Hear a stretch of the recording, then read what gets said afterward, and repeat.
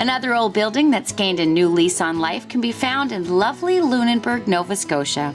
We popped in to meet up with proprietors Lynne MacKay and Pierre Guevremont to talk about their award-winning business, their very tasty products, and their really remarkable residents. To create a building and a business that is in a building that has had such heart for so many years. I mean, this was the Marine Blacksmith Shop in Lunenburg. It was a busy, busy place right up until 2004 or something in that neighborhood.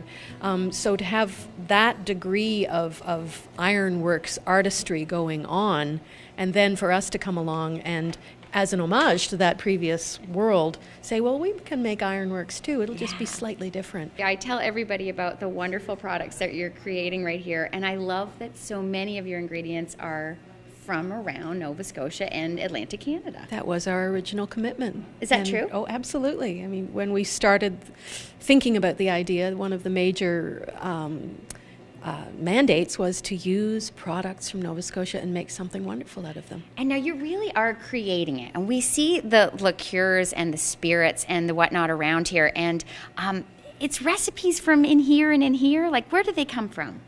Well, is that too Oprah, that moment it there is, I had? a little bit. Recipes, I think, is perhaps making it a bit more exotic than it needs to be. In truth, we're inspired by the fruits that are and the berries that are out there. We don't play that much with them. I mean, if you have an exquisite raspberry, and you don't want to get in between the raspberry flavor and the end result. When it comes to distilling, they've always said that it's 75% science and 25% art. So we certainly work in the art end of it. And right now we're very excited because Lynne is in the throes of coming up with a gin recipe, which will be 100%, we hope, Nova Scotia product gin.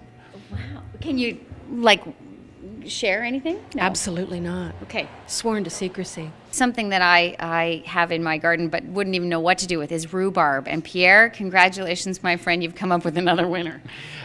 We introduced our rhubarb liqueur last year. I've always been a fan of rhubarb. Yeah. And when I realized that one of our growers grows it commercially, I thought, why not try a rhubarb liqueur? And it is exquisite. Is that true? Absolutely. For those who love rhubarb. If you hate rhubarb, you're going to hate the liqueur. But those who love rhubarb, it is an amazing liqueur. And just a little bit sweetened to take the hard edge off, but it was definitely one of our best sellers last summer. We have to talk about, now I'm going to say this wrong, but the pear in the bottle is not how you market it, but that's how I look at it. What is it called? Eau de vie de poire. It would be the total French. It's anointed as the pear in the bottle because, in fact, that's what it is. And was that another vision? It's been done before. The Europeans have done it for generations, but certainly it was part of our vision. Part of our mission is to show Nova Scotians and visitors the many things that grow here and the many opportunities, and the many opportunities to turn some of those things that grow here into products that people wouldn't expect, like the rhubarb and like the pear in the bottle. So when we had always known we wanted to try to do that, and we ended up, one of our farmer partners, Brian Boats, was incredibly enthusiastic about the process and the idea, and so we worked together to make it a reality, and it certainly does very well for us and attracts a lot of attention. No doubt. And we talk about the growing season. I mean, this whole show is celebrating spring, but you really are out in the fields getting her done with that one, right? Yes, absolutely. We wait until the pear is flowered.